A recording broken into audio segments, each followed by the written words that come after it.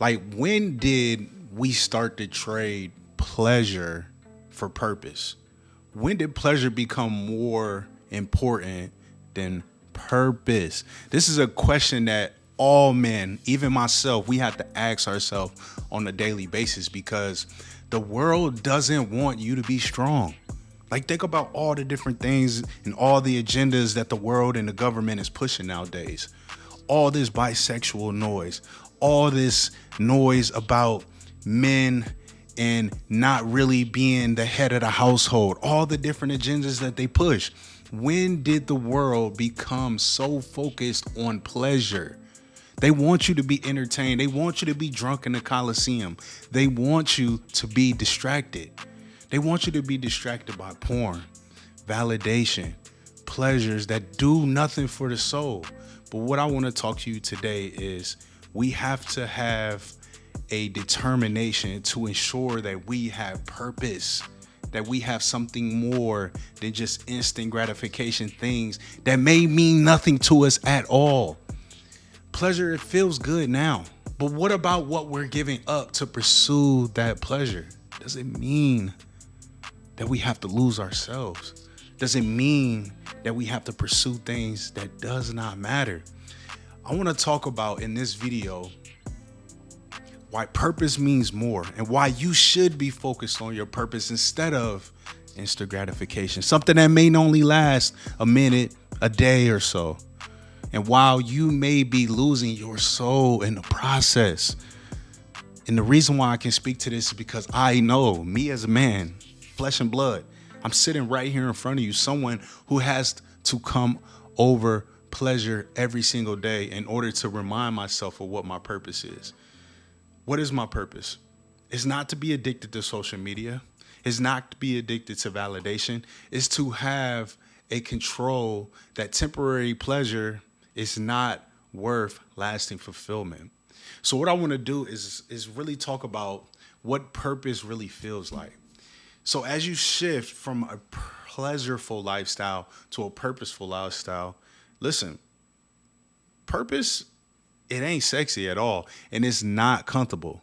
But once you start to get into the mode of being uncomfortable, but being comfortable with uncomfortable, that's when you shift to becoming a man that is driven. That's when you become a man that is focused on what he must have in his lifetime. And the thing is that it's not all about waking up at 5 a.m.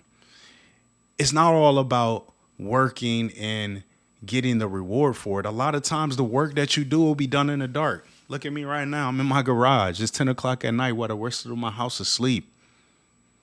I'm doing this not just for the claps and the applause. I'm doing this to purpose myself and my craft and the things that I want. When will you dedicate yourself to something that is beyond pleasure? I could be in the bed right now, laid up with my wife, but yet I'm here focused on what's important. And that's getting a message out to you, getting something through to you that may mean more in the long run. Hell, I can get sleep whenever. I can get 5 to 6 hours whenever. But what is the most important? That's developing my craft. That's becoming the man that I want to be for my goals. So again, I pose a question to you. When are you going to focus on what is most important? See, a man who sacrificed comfort for a dream, that's the man that will go much further. See, the father who shows up when he is tired, or the leader who keeps going when nobody notices, that's a purposeful man. And it is really about putting pleasure on the background. Listen, you're going to get your pleasure one day. You're going to get the things that you want. But I always refer to this quote that Paul said in the Bible. And I'm going to look at my notes here because I ain't gonna lie, I can't remember every Bible quote in the world. But it's Romans 7:15 through 19. And he writes this: I do not understand my own actions. I don't understand my own actions. I'm pretty sure you don't. For I do not do what I want, but I do the very thing I hate. He said, I can will what is right, but I can't do it. Now, listen, Paul is a very intelligent man here, but what he is stating is that he knows what he must do, but unfortunately, the flesh pushes you towards the thing that you are not wanting to do.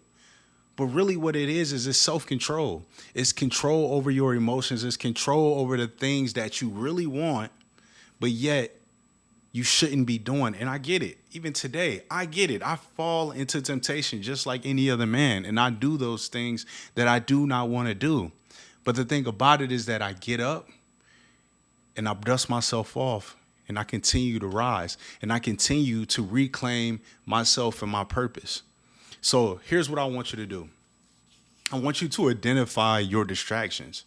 I want you to figure out what is stealing your attention. Right before this, I was getting distracted, doom scrolling, searching for ideas, searching for different things that I wanted to do. But yeah, I got distracted. But I came out of it and I brought myself to attention that I have work to do.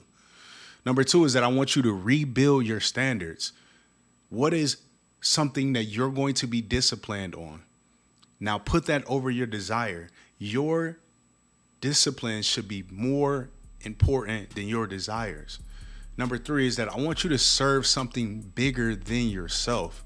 Your purpose should always include others. If that's just your family, or if that's just your wife, or is that just your partner, if that's your mama, your daddy, whatever, or if it's your school or your community, you should have something that is bigger than yourself to ensure that you are moving forward in your life. Now, the last thing is that you need to move with conviction. As you move with conviction, you will see that it becomes uncomfortable. And as it becomes uncomfortable, just know that you are pushing yourself past a person or the prime that you used to be. And now that uncomfortableness, if that's a word, uncomfortableness, you will now see that you are building a new character, a new person. Keep fighting, because as you step into that unknown, that's when you start to build that person inside of you. That's when you start to realize who you are. Have you ever gone to the point where you're like, listen, I am outside of myself right now, and I've never seen this before, whether you get angry or happy? That's when you become and start to know who you really are. So start to figure out who you are, because the real reward is when you push past your comfort. It's when you become the person that is so endearing to what your purpose is. And be honest with you personally, in my eyes, I believe that pleasure, it dies very quickly. Like, your purpose can grow stronger and live longer, but pleasure, it only has a certain amount of time to it, to where you may need it again. Just like a drug addict. If you know anybody that's a drug addict, they get high, all of a sudden they come down, they become this angry person to where they have to get high again. Think about it. Pleasure is just a quick spike. But your purpose is a lasting fulfillment that may last for decades. Look at people like Sam Walton that built Walmart. His purpose was to build an actual store, a multitude of stores that supplies the communities. And he was paid. One of the richest men to ever live.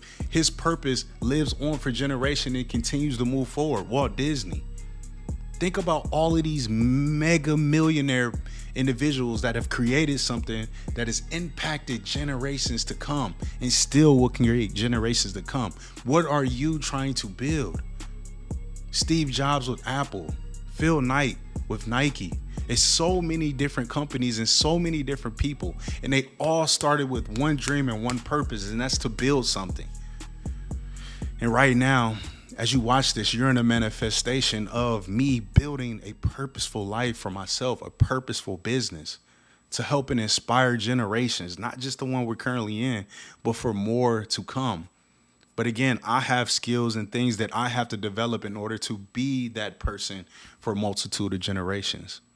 But it all starts today here in my garage at 10 p.m. on November 7th. When will you understand that it is more than just pleasure? It is more about purpose. So I'm going to leave with this final message, and I'll say this. The world doesn't need more comfortable men. It needs men that are on fire for their purpose. We need men who are willing to fight and to sacrifice. Think about the old days when men used to go to war with swords and arrows. Now we fight with drones and missiles. We afraid to even get close to each other. I'm not saying that's the best thing to do. I'm not saying war. But what I'm saying is that these men were on fire. These men were not afraid of hand-to-hand combat. You should go hand-to-hand combat with yourself. Look yourself in the mirror and say, this is who I want to become. Hell, I'm doing it. I'm fighting the temptations every single day. I'm fighting myself every single day. I'm fighting comfort to become the man that the world needs me to become. And that's a man on fire for purpose. What do you want to have? Who do you want to be? I urge you today to move forward and to find yourself and to find the man or the woman that you want to be, okay? And if you need help with that, I urge you to apply down below for one-on-one coaching so that I can help you to become a purposeful man. Not just a purposeful man, but a man that is on fire for what your goals and your dreams are. And I guarantee you'll get there, because if you made it this far, man, you're definitely in that 5%. So I urge you, click the descriptions down below. I got a lot of free stuff that I'd love to give to you, community, an ebook, and also I'll help you with one-on-one coaching if you want to become a man on fire for your dreams. I'll see y'all soon.